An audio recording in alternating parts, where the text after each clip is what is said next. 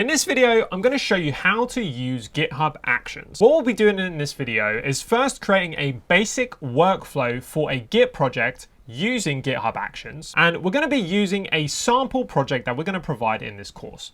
So we're going to provide a sample project that is set up with some unit tests and linting that we can use to test out GitHub Actions. The purpose of this lesson is to teach you how to use GitHub Actions, so we're not going to be covering how to set up and use this project. We do have a separate video which we'll link to in the description of this video if you're interested in learning how to configure a Django project using Docker in Docker Compose in the way that we did for the sample project. We're going to start by cloning the sample project, and then we're going to add a simple workflow to the project to run some tests. Then we're going to implement an actual CI/CD workflow, and we're going to then test GitHub Actions in the interface, and I'm going to show you how it should look. Keep in mind that we're not actually going to be doing a deployment in this workflow. We're just going to be setting up some placeholder code so you can add the deployment code for your particular project. This is because I'm aware that every single project has a different deployment process, so you need to be able to create your own deployment scripts and your own process that you can apply to what you learn in this video. The workflow that we're going to be using is something called GitLab Flow. You might be asking, why are we using GitLab Flow for a GitHub project? And the reason is just that I really like GitLab Flow. I think that it's a really nice and simple workflow for deploying modern projects. However, keep in mind that even if you don't want to use GitLab Flow, once you've followed this video, you should be able to change the steps appropriately to tailor it to your specific flow that you want to use. So if you wanted to use Git Flow or some other methodology for your deployment workflow, then you could just change the steps that we teach in this lesson, and you can just modify it so that it is applicable to the flow that you are looking for. I'm not going to go into detail about GitLab Flow, but I will provide a link in the description of this video to the documentation which explains it in depth. I'm just going to give a quick high-level overview here. So in any CI/CD pipeline, you will often have triggers, and then you will have some actions that run based on those triggers. The triggers that we're going to be setting up are first a new pull request. So anytime a new pull request is made in GitHub, it is going to trigger the test and lint jobs. This means that anytime you create a new pull request to merge changes into a branch, it's going to run the tests on this. So when you go and do your peer review, the developer that is doing the peer review for you will see the outcome of those tests in the pull request. Then we're going to be setting up a trigger for push to main. So this also includes merging a pull request into the main branch of our project. And when this happens, we're going to be deploying our code to staging. So anything on the main branch gets deployed to staging, so then it can be tested by either the developers or the QA or anyone, depending on how the team is structured. Then we're going to set up a trigger for pushes to production. So we're going to have a production branch on our project. And anytime you push a change or you merge a pull request into the production branch, it is going to trigger a job that deploys to, you guessed it, the production environment. This way you can have a nice simple workflow where pull requests are made into the main branch, and then when they're approved and merged in, they are deployed to the staging environment for actual testing of your application. And then once that is tested and all looking good, you can then create a pull request into the production branch, which will then trigger the deployment into production. So what do you need to follow this tutorial? Well, you're going to need a free GitHub account. You're going to need some GitHub Action minutes available on this account. All free accounts come with a generous 2,000 free minutes per month, which should be more than enough to follow this video. You're also going to need to have Git set up and configured on your machine. So you need to be able to clone projects from your GitHub to your local machine. You're going to need a code editor to be able to make changes to the code that we're then going to push up to GitHub. We're going to start by cloning the project to our local machine. Now, because we're going to need to push changes to our GitHub account in order to run the GitHub Actions on our account, I recommend that you first fork the project from my sample project to your GitHub account. You can do this by clicking the link that is in the description of this video that takes you to the GH Actions starter code project that is on our GitHub page. Then you can click on the fork button here, and this will go ahead and make a copy of the GitHub project on our own GitHub account. Once that's done, we're going to clone the project to our local machine. Click on the clone drop down here and choose the SSH option because this will make it easy for us to push to GitHub once we make changes, and copy the URL for the project. Then open up the terminal and choose a location that you want to store the project. And of course, if you're using Windows, then you might want to use the git bash or the command prompt. And then type in git clone and paste in the URL. This is going to clone the project to our local machine. Now we can switch into that project, and I'm going to open up the project in my Visual Studio Code editor. Feel free to use whatever editor you feel comfortable with. I'm going to do that by typing code dot. This should open it up in Visual Studio Code. So here we have our sample project. You can see that it's got some folders and files already in here. And this is a simple Django project that is set up to use Docker Compose. In order to set up a GitHub action workflow, we first need to create the workflow configuration.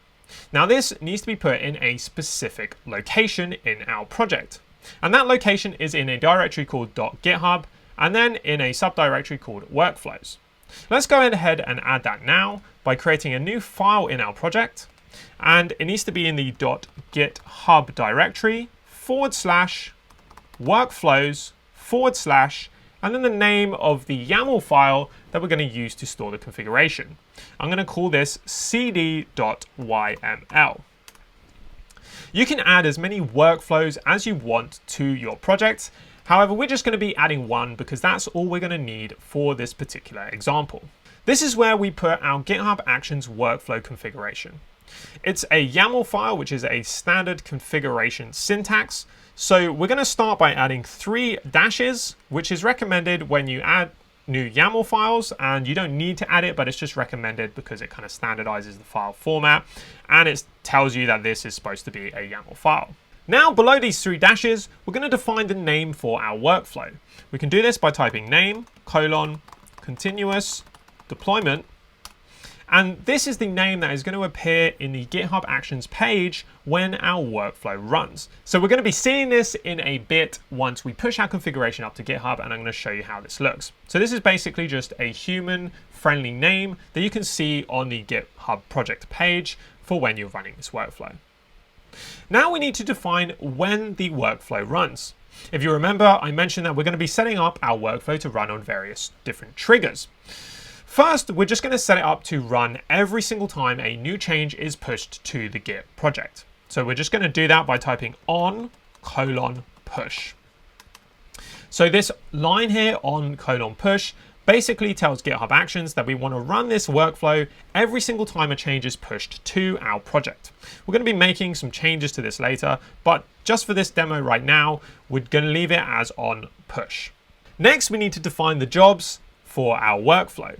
So you can do that by typing jobs.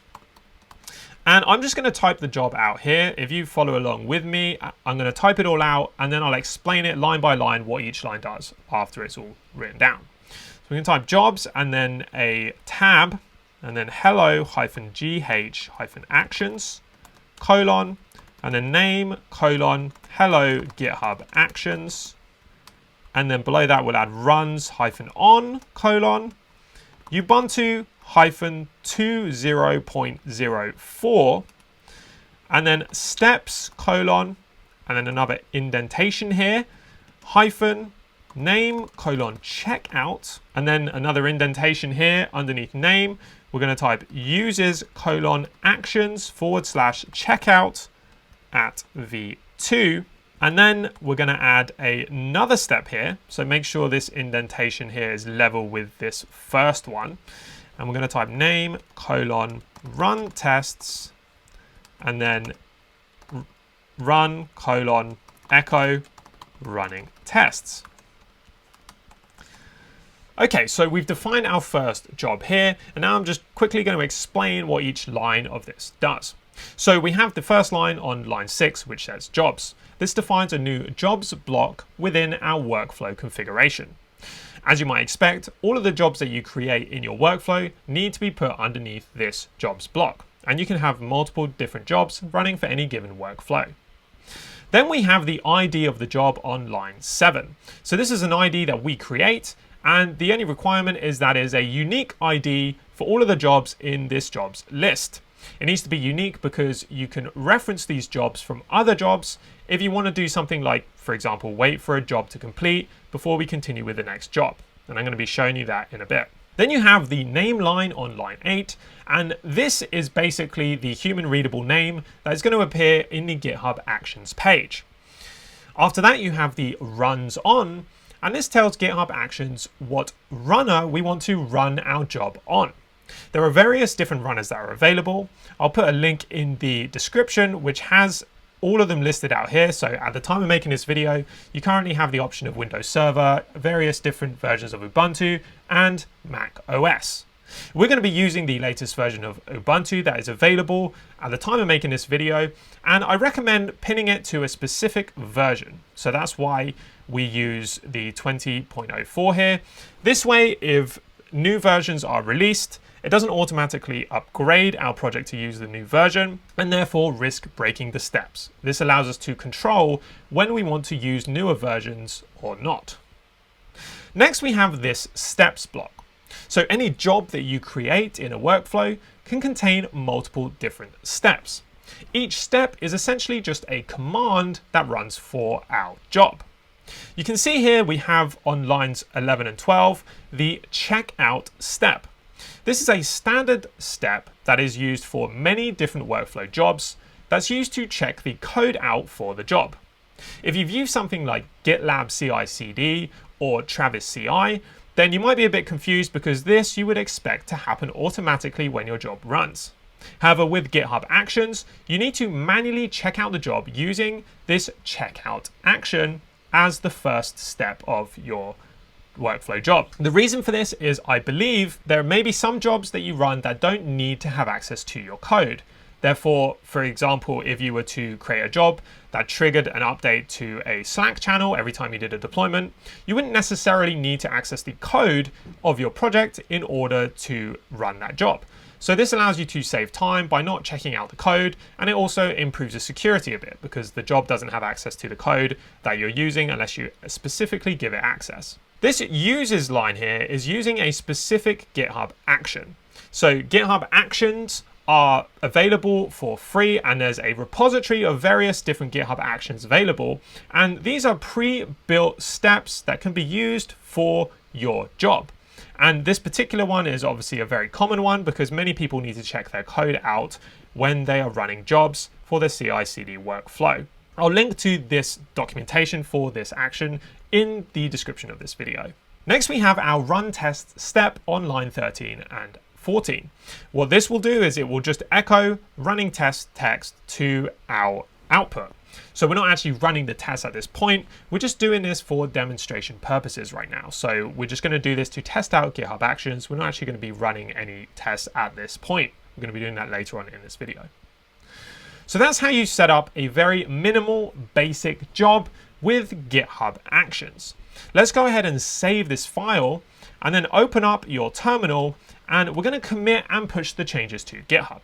So I'm going to type git add dot git commit -am, and I'm going to add the commit message added sample workflow. Now do git push origin, and this is going to push the changes up to our Git project. If you head over to the Git project in the browser and you click on Actions, you should see that the job is already running.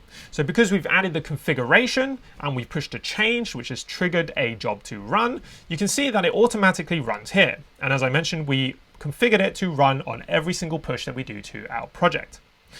If you click on the name of the commit message here, it will take you to the jobs page for the workflow, and this lists all the jobs that run for our workflow. You can see here we have the Hello GitHub Actions job that ran in 3 seconds, and it has the green tick here because it ran successfully. If you click on that, you can see more details about this, and you can see all the different steps that will run for this particular job. You might notice that there are some additional steps that we didn't create. These are steps such as the setup job step and also the post checkout and the completed job step. And these are created automatically by GitHub Actions for all jobs that run. The steps that we created ourselves are the checkout and the run tests. So if you expand run tests, you can see that the contents here matches the code that we put into these steps. So we said run echo running tests, and that's exactly what it did in GitHub Actions when it ran the job. So let's head back to our code, and we're going to start by deleting the sample job that we created here. This was just for testing purposes. We don't need this anymore. So let's go ahead and delete that. And then we're going to create some real jobs that actually do some real testing. We'll type jobs again because we still need the jobs block. And then we're going to define the first job ID as test. So we do test colon. And then underneath that, we are going to add another space here. So add a tab and then name colon test. And you could call this run tests or whatever you want. It's going to be running the tests. And then under that, we're going to do runs-on Ubuntu-20.04. Underneath that, we're going to do steps colon. And we're going to add the checkout step here. So name colon checkout. And underneath that, we'll add uses colon actions / checkout at v2. I should mention that we add the at v2 because we want to use a specific v2 or version 2 of the checkout action. It's good practice to pin versions of these different actions that you use, because that way, if the action changes in the future, you can then manually upgrade and do the testing yourself instead of it just automatically upgrading and potentially breaking your application. Now we're going to add another step here. So we're going to do -name colon test, and we'll do run colon, and then I'm going to add the command for running the test for our project. So as I mentioned, we configured this project to use Docker and Docker Compose. So we're going to be running the test for our project using Docker Compose. This means that we need to add the Docker Compose wrapper around the command for running the Django tests. So let's type docker -compose run --rm app sh-c, and then the command for running the Django tests. So python manage.py test. Now, this is the bit that you would change for your particular project. So if you were using a different project that ran tests in a different way, then you would need to modify the run command so that it runs the test for your project. So that's all we need to do for the test job.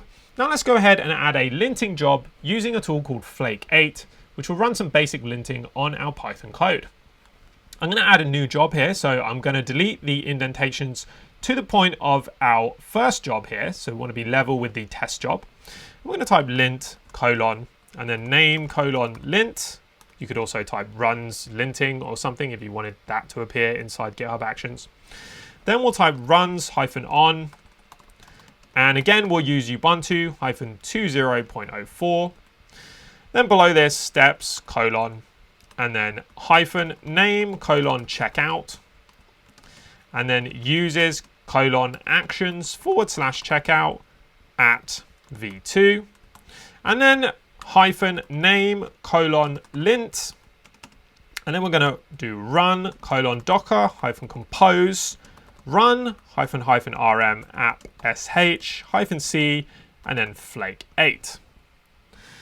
So here we have our two jobs. You might wonder, well, why do we need to have two separate jobs for testing and linting? Why don't we just add another step below the test and then just run the linting after we run the test? And that would work perfectly fine. There's nothing wrong with doing that. And if that's the way you want to do it, then I encourage you to go ahead and do that. The reason I'm doing it in two separate jobs is to demonstrate that when you run workflows in GitHub Actions, you can actually run jobs concurrently. So if we define these as two separate jobs, then what will happen when we push this change is both the linting and the testing will run side by side. If you have long testing and linting processes, then this can actually save some time because it means you're running two things at once instead of having to wait for one to complete and then running the next one. So it really depends on your project and how long your testing and linting takes to decide whether you want to do it all in one job or you want to do it in two separate jobs.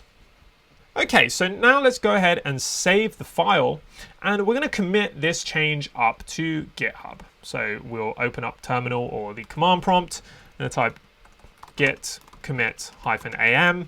I'm going to add the description here. We'll say that we added test and lint jobs. Now we'll do git push origin.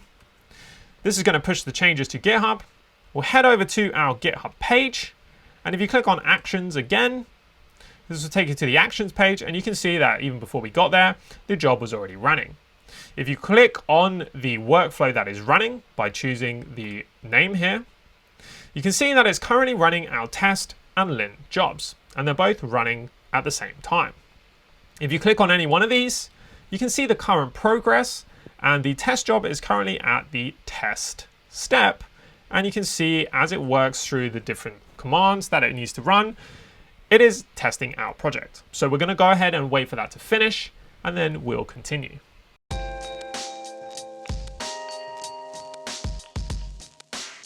So you should see 2 green ticks here. This means that the tests completed successfully and the linting completed successfully. If you expand the test option here and scroll to the bottom, you can see that we have 1 test and everything completed okay. And that's because we've only set 1 test up for the project so far. If you head over to the lint job, you can see the same here. So if you expand lint, you can see that it built the Docker image and then it went ahead and ran the linting on it, and there were no errors output by our linting tool. So in its current configuration, these jobs will run every single time you push a change to GitHub. So it doesn't matter what branch you're pushing it to, any change that gets pushed by any developer, it will run these actions. Now this may be what you want, because sometimes it's useful to be able to run the tests and linting every single time any change is made to get that immediate feedback to know if anything is broken. However, this is not the most efficient usage of our GitHub action minutes. As I mentioned before, GitHub provides 2,000 free minutes for free accounts, and beyond that you need to pay for the minutes. So if you have a very active project that is running a lot of jobs, then you'll use up your minutes very quickly if you set it up to run the jobs every time a change is pushed. What I like to do is configure my GitHub Actions so that jobs are only run in certain cases.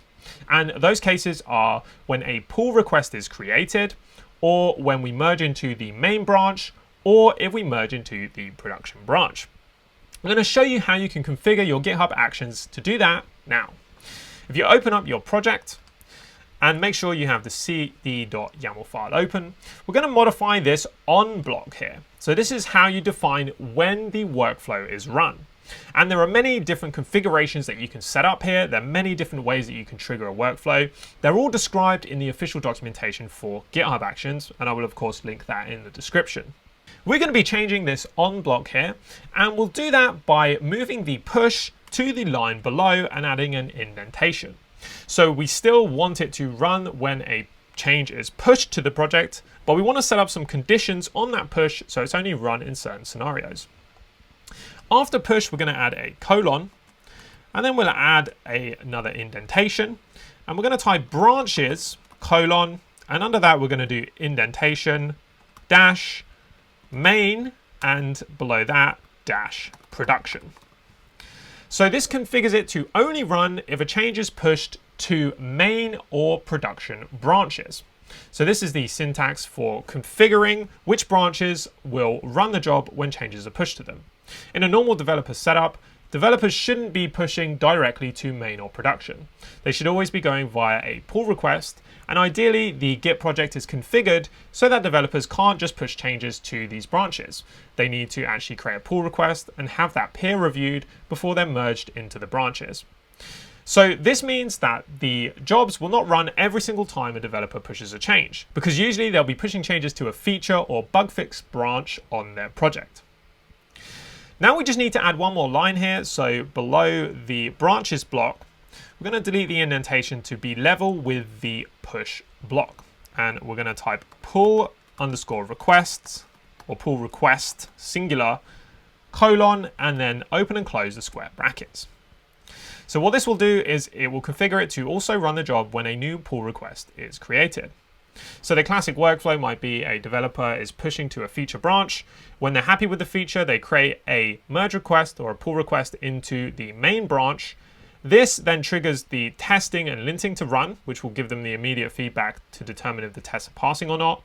And if they are passing, they might get somebody to do a peer review on that pull request. And then if everyone's happy, they'll merge that pull request into the main branch. So this means we can be very efficient with our GitHub Actions minutes. Next, we're going to add the deployment jobs to our jobs list. So if you scroll down to the bottom of the file here, below the lint block, we're going to create a new job. And again, this must be level with the lint block here. And we're going to call this deploy-staging, colon, and then we're going to give it name deploy to staging. And we'll give it runs-on Ubuntu -20.04. And then needs colon test comma lint. And then if colon github.ref equal and then in singular quotes refs /heads/main. And then steps colon. The first step is going to be the checkout, name checkout. And then below that, we're going to add uses colon actions /checkout at v2. And then below that, we're going to do another step, name colon deploy to staging. And then run colon echo deploy to staging code here. So this is just placeholder code here because we're not actually going to be deploying. As I mentioned, the deployment process is a different topic and we might cover that in another video. But for now, we're just going to add placeholder code. So you need to add the appropriate code here to deploy your project to the environment that you want to deploy it to.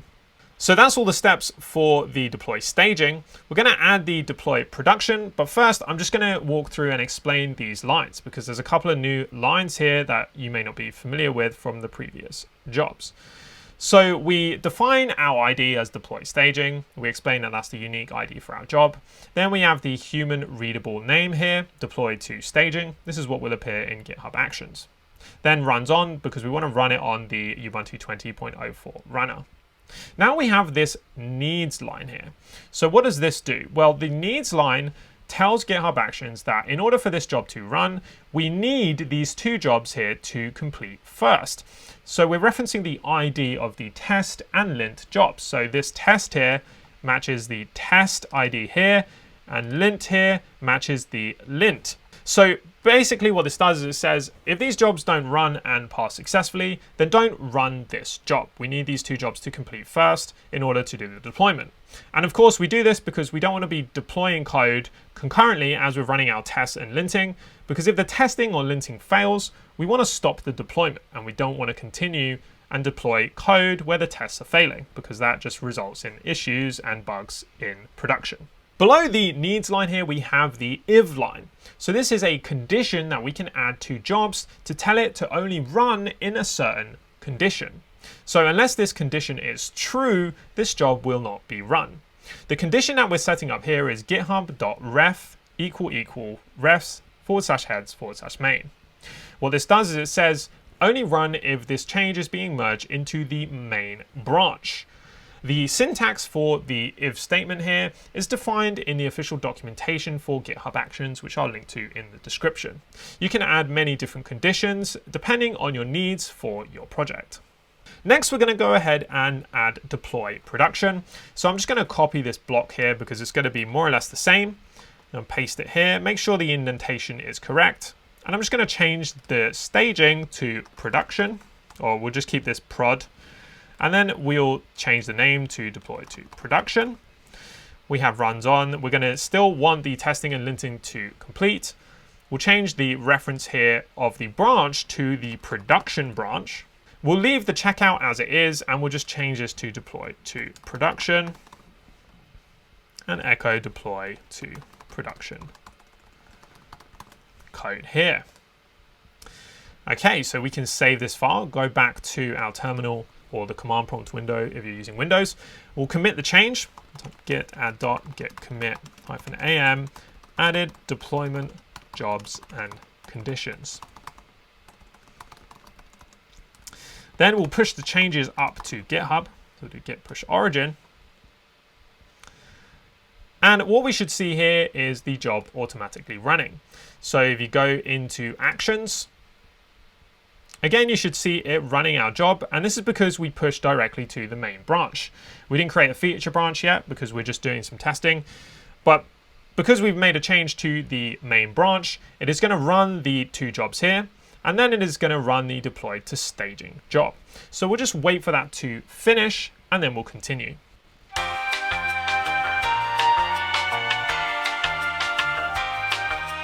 Okay, so you can see here that the test and lint job ran successfully and they took just under a minute. And now it is running the deploy to staging job. So this one took a lot faster because it didn't need to actually build any Docker containers. It just simply ran some echo code. If we click on deploy to staging, you can see here that the code that we put in, the placeholder code for deploying to staging, was run here. So this appears to be working successfully. Now let's run through a real life scenario and imagine that we're creating a feature, and we'll do that by going back to the terminal or the command prompt window, and we're going to type git checkout -b feature /cool-new-feature. This of course would be the name of the feature that the developer is working on. And then we're going to go ahead and make a change to the code. So let's open up the Visual Studio Code editor, head over to app/home/views, and I'm going to make a change that's going to break the code. So I'm just going to delete this render here. I'm just going to return none. In our unit test, if you're familiar with Django, then the test that we're doing is just checking that our index page renders a certain result. If we return none here, then it is going to break the code so we can validate that our steps actually work in our workflow, because we'd expect jobs to fail and then to get a little red X and then us to be able to fix the issue before we actually do any deployments. So save the views and then open up the terminal or the command prompt. We're going to type git add git commit -am, and we're going to add the text something like oops, because we're breaking the code. Now do git push origin, and we need to copy the command here for creating a new branch on the remote repository. I'm going to paste that in, and this is going to push our feature /cool-new-feature branch. If you go over to GitHub Actions and you click on Actions here, you should see that no job is running. And this is because, as I mentioned, we configured our workflow to only run if we make a change to the main or production branch, or if we create a pull request. So typically what would happen in a common developer workflow, they would work on a feature branch, they would make changes until they're happy with the change, and they would create a pull request to merge that change into the main branch. We'll go ahead and create that pull request now. So if you click on the project, you should see this shortcut up here. If you don't see it, then you could just go to pull requests and then new pull request. And we're going to create a new pull request from our, make sure you do it into your repository, not my repository. So you want to change this here to your account and not the account that you're forked from. And then the compare branch, you want to set to your feature. So that's cool new feature. Okay, so here you can see the change that we made. We removed this line here and we replaced it with returning none.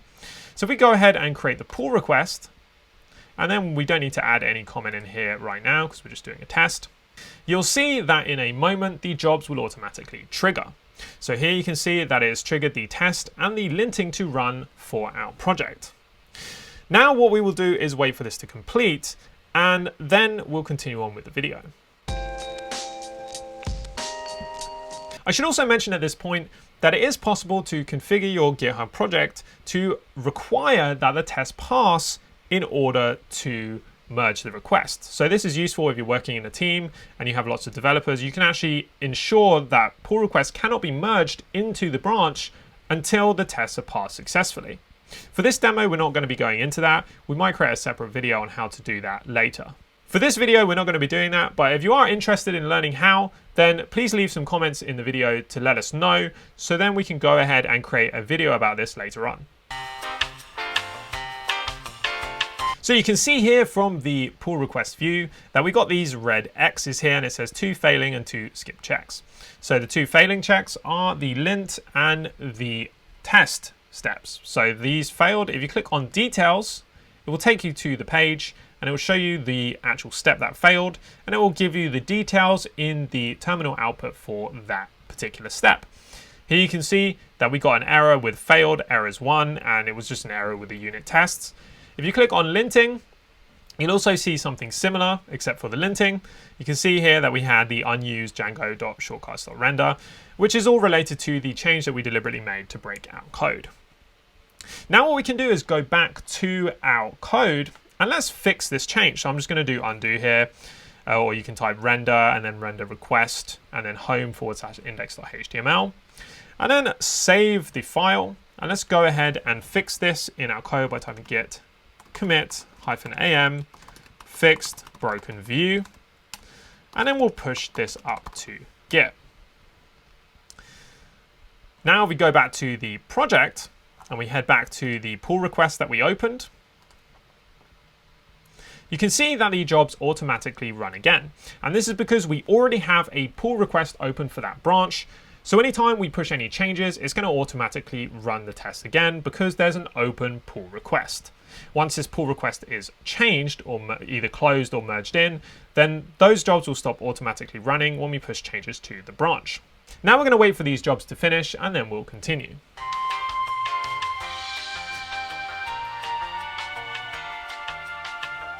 You can see here that now we see the 2 green ticks because the test and the linting is passing successfully. At this point, another developer would ideally check the changes in this pull request in order to validate that they're happy with it to be merged, and then you would go ahead and merge the pull request, which would trigger the deployment to staging. Let's go ahead and click merge pull request and test that out now.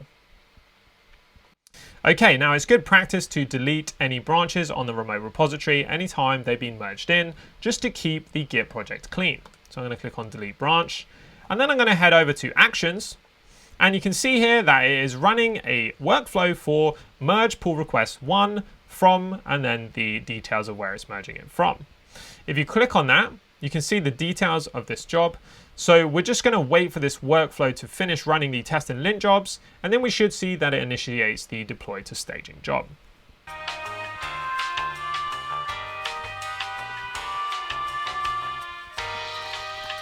Okay, so you can see here that the deploy to staging job was completed successfully. So what happened is we merged the pull request into the main branch, and because a new change in the main branch was detected, it ran the test and the linting again just to make sure nothing had broken since we merged it in, and then we initiated the deploy to staging job, which would have triggered the code to deploy our app to our staging environment. Now at this point, you would ideally have a QA team or other developers to test the application on the staging environment to make sure they're happy with the change. Once you confirm that everything is working as expected and you're happy with it, you would then merge the change into a production branch. Because this is a new project, we don't currently have a production branch, so we're going to go ahead and create that now. So let's open up our terminal or command prompt window. And first we're going to check out the main branch and pull the latest changes down to our local repository. Because we merged via a pull request on GitHub, currently our main branch is a bit out of date. So we'll type git checkout main, git pull origin, and then we're going to type git checkout-b production. This will create a new production branch on our project, and we can push that up to GitHub by typing git push --set -upstream origin production. Now this is just something you need to do the first time you set up your project. Ideally, once you've set it up for the first time, you'll be merging any changes to trigger a deployment on the production branch via the pull request feature in GitHub. Let's go ahead and hit enter. And now let's head over to the GitHub Actions again. And you can see now it is running another job here, or another workflow. If we click on that, you can see the details of it. And this time we should see it run the tests and linting again, and then deploy to production. So we're going to be deploying to production this time because we merged changes into the production branch.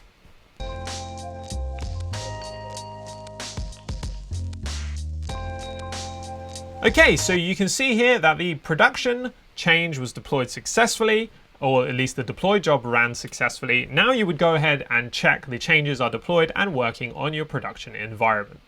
So that's a basic overview of how you use GitHub Actions. I hope you found this useful. If there's anything else that you want us to create a video on, then please let us know in the comments of this video, and please like and subscribe the video to get future updates for videos that we produce.